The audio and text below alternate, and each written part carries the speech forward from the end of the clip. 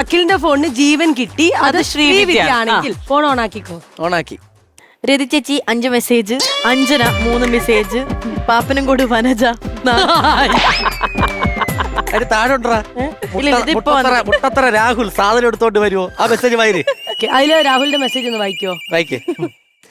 First message. ചേട്ടാ ഇന്നലെ അടിച്ച സാധനം വേണ്ട, അത് കൊള്ളില്ല, ഞാൻ പുതിയത് മാറ്റിക്കൊണ്ടു തരാം. അല്ലേ?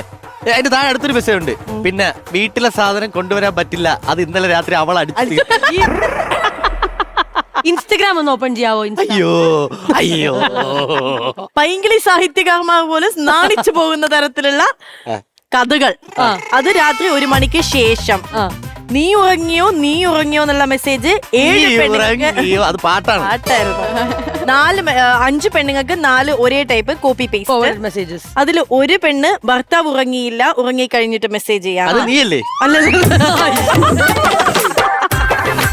പിന്നെ ബാക്കി മെസ്സേജ് വായിക്കാൻ പറ്റൂല.